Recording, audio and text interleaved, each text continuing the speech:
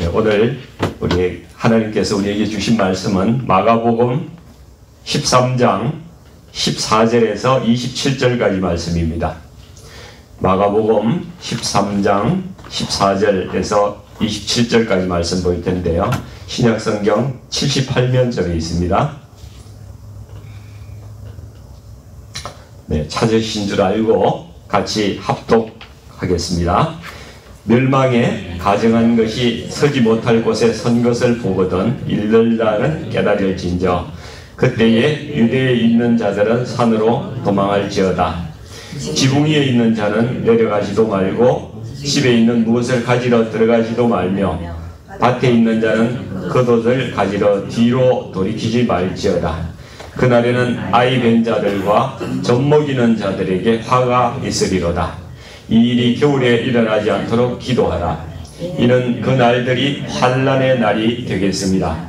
하나님께서 창조하신 시초부터 지금까지 이런 환난이 없었고 후에도 없으리라.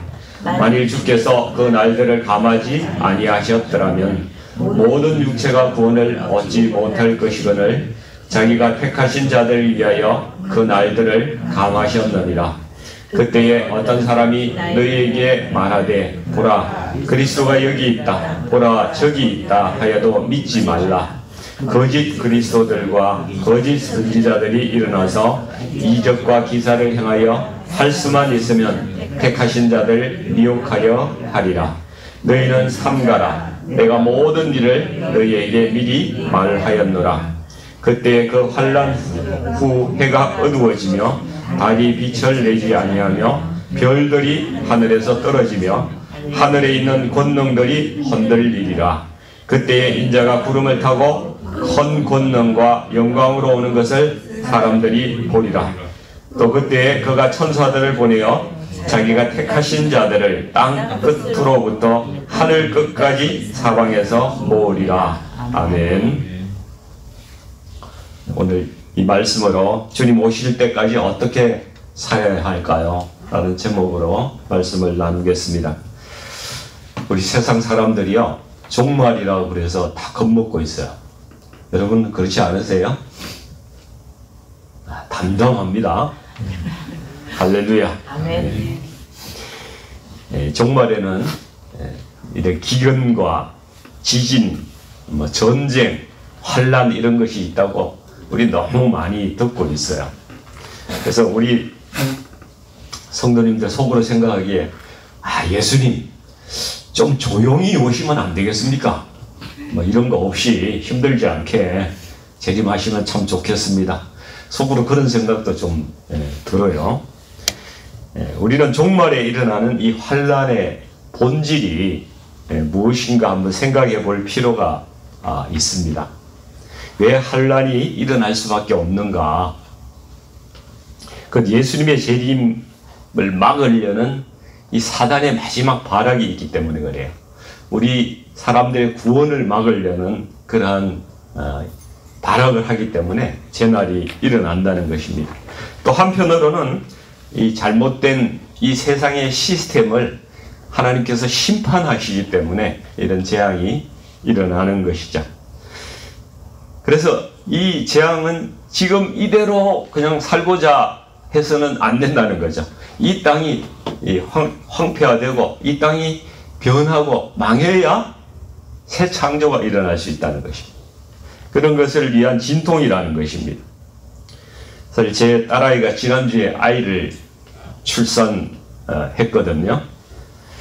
그 딸아이가 자기 엄마한테 배가 아프다고 이야기를 때로부터 한 24시간이 경과해서 아이를 출산을 했는데 보니까 시간이 갈수록 더 아픈 강도가 강해지고 이 진통의 주기가 짧아지고 그러니까 옆에 사람들이 다 이제 애 낳을 때가 다 됐네 이렇게 이야기를 하더라고요.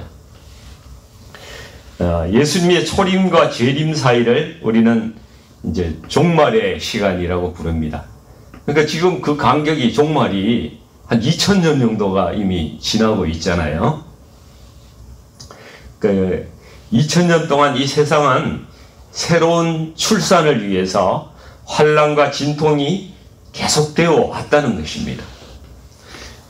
그런데 이제 주님의 재림의 때가 더 가까울수록 그 환란의 진통의 정도가 더 강해지고 더 심하게 되고 그 진통의 주기가 점점 더 짧아지는 그러한 일들이 일어나고 있다는 것이죠.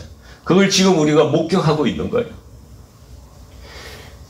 아이가 태어나면은 아주 그 고통, 산통은 아주 심하지만은 얼마나 예쁜지 모릅니다. 그냥 정신을 못 차리겠어요. 근데 주님의 재림이 있기까지 고통과 환란이 있지만은 재림은 우리에게 얼마나 축복이 되는지 모릅니다. 그래서 주님이 재림하시면요, 우리가 지금까지는 흙에 속한 자의 형상을 입었다고 그렇게 말씀하는데, 재림하시면 우리가 이제 부활하여서 입게 되는 몸은 하늘에 속한 이의 형상을 입게 된다고 그렇게 고린도전서 15장 49절에서 말씀하고 있는 거예요. 그러니까 우리가 입게 될 이 새로운 몸은 암에도 안 걸려요. 코로나 바이러스도 침범할 수가 없습니다. 우리 몸은 완전한 몸이에요. 아프지도 않고 죽지도 않는 그 고통이 없는 몸이죠. 그러나 이 몸이 영으로 사는 게 아니에요. 새로운 완전한 육신, 거룩한 육신이, 우리가 지금 영과 혼과 육이 있듯이 그런 새로운 육신이라는 것입니다. 우리 인생에서 살면서 우리가 겪는 말할 수 없는 이 고통과 이 상처들, 이런 것도 더 이상 겪지 않아도 되는 그런 정말 신령하고 복된 그러한 몸을 입게 된다는 것이죠. 근데 말입니다. 근데 이렇게 하니까 꼭 그것이 알고 싶다 뭐 이 앵커 하는 이야기 같은데, 아무튼 그런데 말입니다. 성도들에 대한 그 믿음의 시험이 이 종말의 때에 있다는 거, 이걸 잊으면 안 된다는 거죠. 하나님은 한 사람도 빠지지 않고 다 구원하려고 하시지만은 사단은 그렇지 않다는 거예요. 22절 말씀 우리 한번 같이 보시면요, 여기 거짓 그리스도들과 거짓 선지자들이 일어나서 이적과 기사를 행하여 할 수만 있다면은 택하신 자들을 미혹하려 한다고 이렇게 이야기를 하고 있습니다. 우리 에스겔 28장에 가서 보면은 보통 이게 이 사단이 어떻게 생겨났는지 그게 기원에 의해서 이 말씀해 주고 있거든요. 이 사단은 가장 하나님께서 아름답게 지은 그러한 존재였다고 이야기를 하고 있습니다. 기름 부음 받은 그룹이었다고 이야기해요. 기름 부음을 받았대. 그러니까 얼마나 대단한 능력을 받은 존재입니까? 자신도 얼마나 대단했으면은 하나님과 비기려고, 하나님과 비교보려고 이렇게 할 정도로 그렇게 했을까요? 그러니까 이게 이제 교만이 들어오는 거예요. 교만이 들어와서 타락하여 사탄이 된 것이라고 그렇게 말씀하고 있습니다. 그래서 우리가 절대로 이것만은 안 해야 되는데 교만해지는 것은 정말 우리가 조심해야 될 죄인 거죠. 교만하면 이 사탄의 속성과 완전히 한마음 되는 거예요. 사탄이 제일 좋아하는 게 이게 교만이거든요. 바로 사단이 찾아옵니다. 사단의 목표는 하나님처럼 되어서 모든 사람으로부터 찬송과 경배를 자기가 받고자 하는 것이 이 사단의 궁극적인 목표예요. 그래서 사람으로 오신 예수님을 시험해서 나에게 경배하라, 내가 만국을 너에게 주겠다고 이렇게 유혹하잖아요. 이게 안 되니까 이제 사람에게 성령을 받은 성전된 그리스도인에게 경배를 받고자 이렇게 만들려고 하는 거예요. 근데 그리스도인들이 사단에게 쉽게 경배하겠습니까? 우리도 가오가 있지, 그죠? 경배 안 한단 말입니다. 네, 그러니까 사단이 힘과 권력을 이제 가지고 강압적으로 굴복시켜서라도 경배를 받고자 하는 그런 시도를 한다는 것이죠. 우리 성도님들도 많이 들어보셨겠지만은 지금 세상은요, 정치, 경제, 종교 이 각 분야들을 다 통합시키려는 그런 노력이 진행이 되고 있어요. 세계 정부라는 말이 지금 공공연하게 들리고 있고, WCC라든지 종교 통합의 그러한 그 실질적인 그 추진을 하고 있는 세력들이 있습니다. 그리고 WEF 같은 데 보면은 월드 이코노믹 포럼이라고 그러잖아요. 이 세계 경제 포럼이 이 세계 경제를 통합하려고 하는 그런 시도들을 하고 단일 화폐를 전 세계적으로 만들려고 하는 그런 조짐이 점점 강해지고 있다는 거죠. 이런 일들이 구체화되고 실제로 세계에서 이루어지게 되면은 계시록 13장 말씀처럼 오른손이나 이마에 표를 가진 자 외에는 매매를 못하게 하는 그러한 일이 생겨날 수 있다는 것입니다. 성도들이 이때에 핍박을 받게 된다는 것입니다. 요한계시록 13장 7절에 보면은 적 그리스도에게 하나님께서 권세를 허락하시는 기간이 있어요. 그 기간이 3년 반이에요. 3년 반. 3년 반이면 42개월이고요. 날짜로 따지면 1260일이라고 분명히 나와 있습니다. 이 기간 동안 권세를 받아서 성도들과 싸워서 이기게 되고 각 족속과 백성과 방언과 나라를 다스리는 권세를 받게 된다. 이렇게 말씀하고 있어요. 그러니까 전 세계를 통치하는 힘을 이 사단이 가지는 거예요. 성경은 믿지 않는 사람들은 다 이들을 경배하게 될 것이라고 분명히 말씀하고 있어요. 성도들은 이 적그리스도의 핍박에 굴복하느냐, 순교하느냐, 이런 중요한 크리티컬한 시간이 올 수도 있는 것입니다. 거기에 굴복하는 사람들이 많이 있을 거라고 이렇게 이야기하고 있어요. 이게 배교거든, 배교. 배교하는 자들이 일어난다는 것입니다. 그래서 주님께서 누가복음에 이렇게 말씀하시죠. 인자가 올 때에 세상에서 믿음을 보겠느냐. 믿는 자들이 극히 적어진다는 것입니다. 이때 그런데 이스라엘에서는 어떤 일이 일어나게 되는가? 오늘 본문 말씀과 관련이 있어요. 이스라엘에 일어나는 일들이요.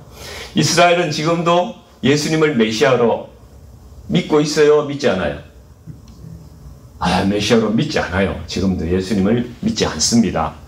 그러니까 자신들의 메시아가 성경 말씀에 따라서 앞으로 오리라고, 정말로 오리라고 믿고 있는 거예요. 그래서 지금 어떤 일을 하고 있는가 하면 짐승을 제물로 드리는 제사를 회복하려고 하고 있어요. 성전을 다시 지으려고 하는 거예요.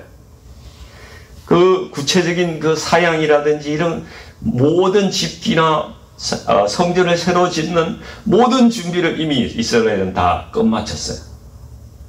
근데 이런 일을 하려고 하는 건 정말 미친 짓을 하려고 하는 거죠. 이스라엘이.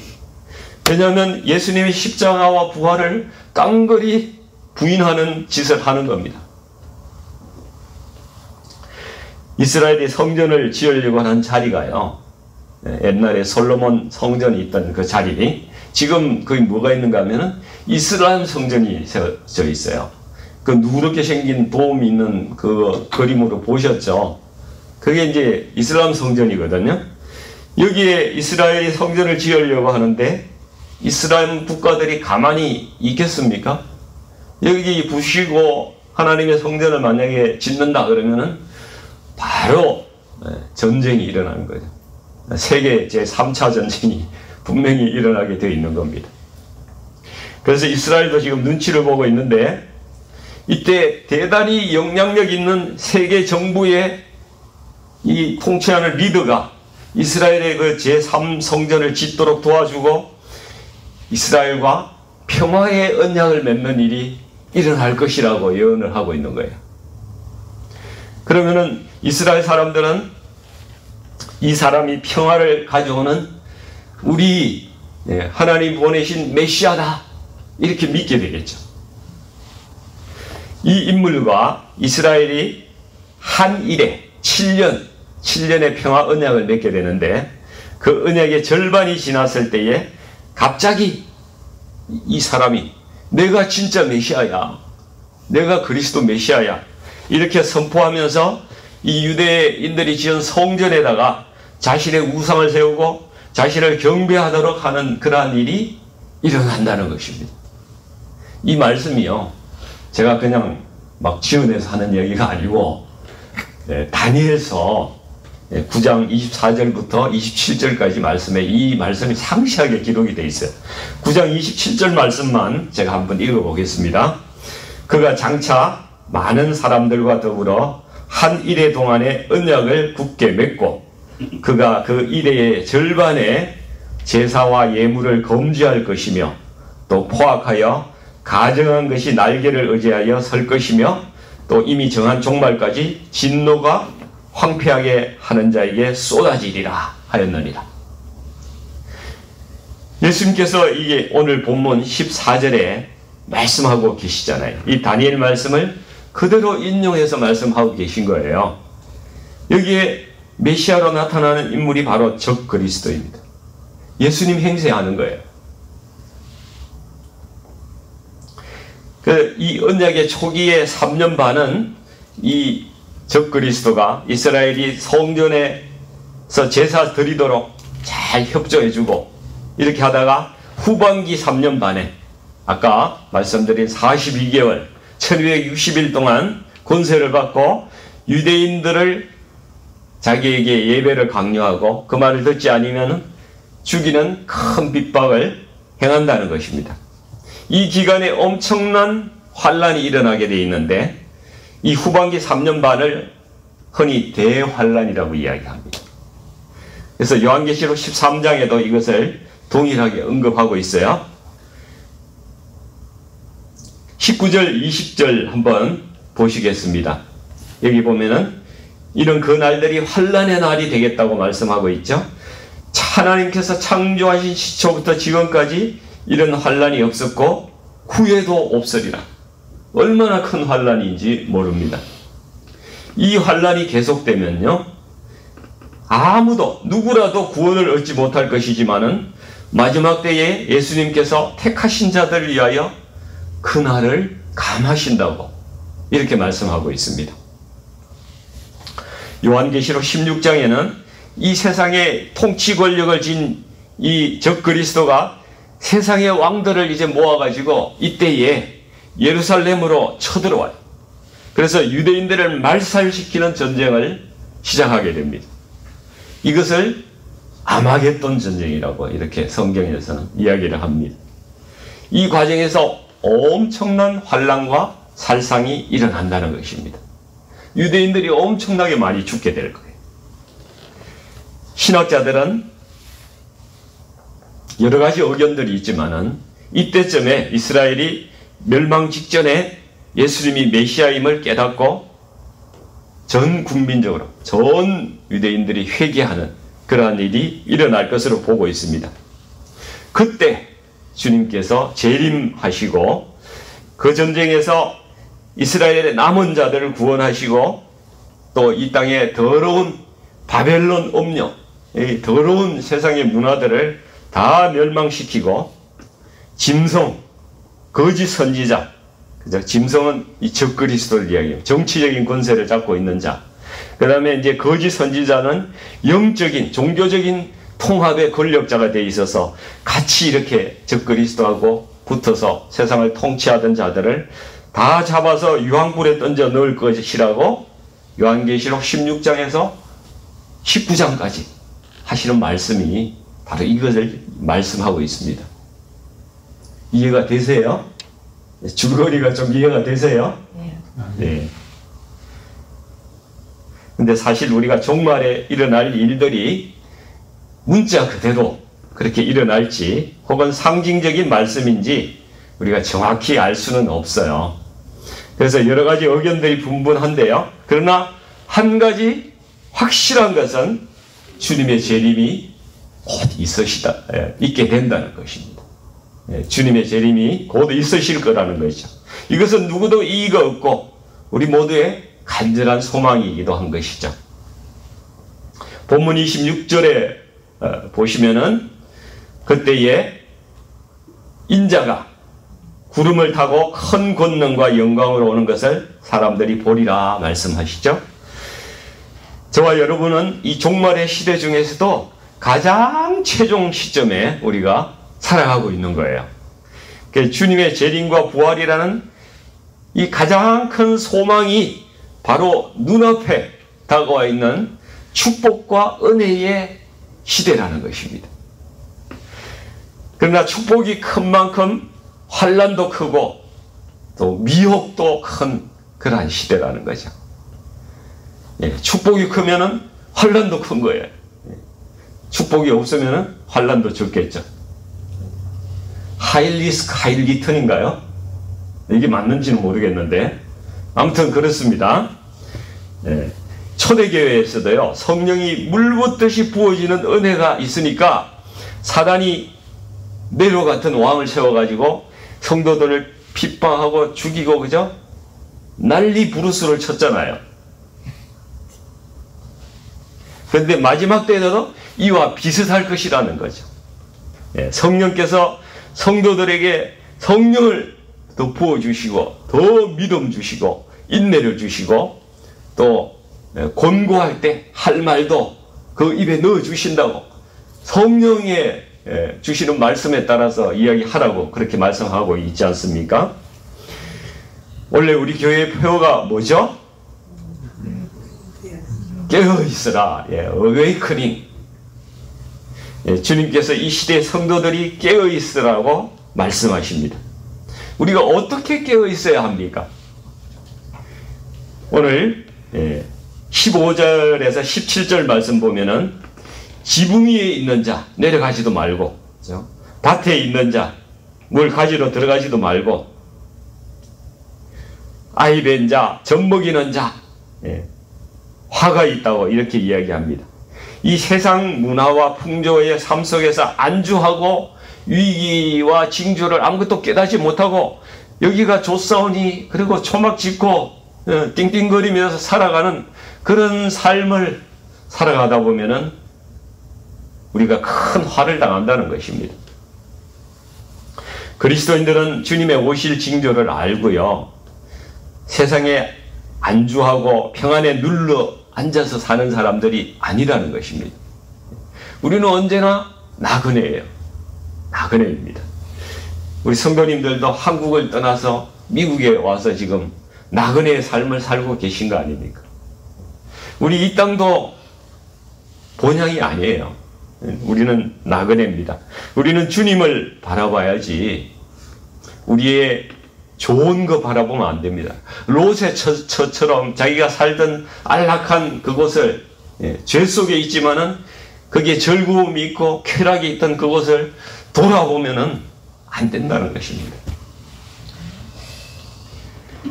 누가복음 21장 34절에도 이렇게 말씀하고 있어요.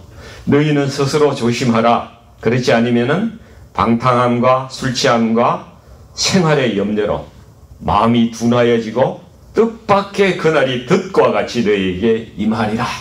이렇게 말씀합니다. 두 번째는요, 거짓이 난무하는 세상에서 우리가 미혹에 빠지는 일이 있어서는 안 되겠다는 것입니다. 우리 여기 성경에도 보면은 22절에 거짓 그리스도와 거짓 선지자들이 그리스도가 여기 있다, 보라 저기 있다, 막 이런 이야기가 나오면서 이 사람들이 거짓으로 사람들을 미혹하는 일이 많이 말세에 있다는 말씀을 하고 있습니다. 사단이 거짓의 압이거든요. 이 세상이 혼란스러운 것은 거짓이 사실처럼 너무나 많이 퍼져나가고 있기 때문에 혼란스러운 거예요. 이 다 사단 마귀가 하는 짓입니다. 앞으로 세상은 더 거짓과 속임수로 세상이 가득 찰 거예요.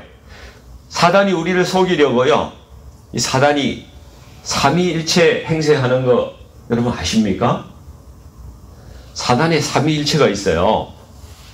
이 사단, 이 성경에는 용이라 그러고 옛 뱀이라고 이렇게 하거든요. 옛 뱀이래요. 지금 산에 다니면 뱀 보잖아요. 그 뱀은 지금 현재의 뱀이잖아요. 옛 뱀이 아니고. 그러니까 지금 다니는 뱀보고 괜히 사단아 뭐 이러면 안 돼요. 그 뱀은 사단이 아니에요. 그냥 짐승입니다. 그 옛 뱀이 자기가 하나님인 체 하면서 사람을 속인다는 거예요. 그리고 적그리스도는 이 성경의 짐승으로 표현하거든요. 얘는 메시아인 것처럼 세상에 나타나서 예수님 흉내를 내면서 사람들을 속이는 자입니다. 그리고 하나가 더 있는데요. 이게 거짓 선지자예요. 거짓 선지자는 성령을 흉내내면서 가짜 진리를 막 퍼뜨리고 다니는 거예요. 이렇게 해서 삼위일체를 하는 거예요, 얘가. 이 사단은 늘 하나님이 되고 싶은 거예요. 그냥 그 모방을 하는 거예요. 은행원이 위조 지폐를 찾기 위해서 이 훈련을 하는데 어떤 훈련을 하는가 하면요. 가짜를 만지는 게 아니고 진짜 화폐를 계속 만지는 거예요. 진짜 화폐를. 그러면은 이걸 반복하면은 나중에는 이 확실한 감각이 있는 거예요. 진짜의 감각이 생겨가지고 돈을 딱 만지다가 가짜가 딱 나오잖아요. 그런 감각적으로 손에 딱 걸린다는 거예요. 그렇게 해서 분별을 한답니다. 그러니까 올바른 진리의 말씀의 틀이 내 안에 딱 그냥 자리가 잡혀 있으면은 이 가짜 이야기들 막 들리잖아요. 뭐 유튜브 같은 데 보면 막 말씀이 쫙 나오는데 굉장히 좋은 말씀 같아요. 그래서 듣다가 보면은 아니네. 얘가 지금 엉뚱한 소리 하네. 이런 게 그냥 들리는 거예요. 얘 구원파네. 그냥 귀에 들어와요. 이렇게 돼야 된다는 거예요. 우리가 말씀에 바로 설 수 있어야 된다는 것이죠. 그래서 23절 말씀 보시면은 너희는 삼가라. 이 삼가라는 것은 보고 깨달으라. 이런 뜻입니다. 내가 모든 일을 너희에게 미리 말하였노라. 그러니까 주님은 그냥 갑자기 들이닥치시는 분이 아니에요. 성경 말씀에 어떤 징조가 있고 어떤 일이 일어날 것이라고 다 미리 말씀을 다 해주신 거예요. 창세부터 종말까지 다 말씀을 하고 계세요. 그래서 우리가 성경에 무지한 사람이 되면 안 돼요. 우리가 열심히 성경을 읽고 올바른 진리의 말씀을 깨달아야 된다는 것입니다. 그래야 우리가 말세에 죄와 미혹에 넘어지지 않고 거룩한 백성으로 끝까지 이기면서 견딜 수가 있는 겁니다. 이 마지막에 27절 말씀 보십시오. 같이 한번 읽어보겠습니다.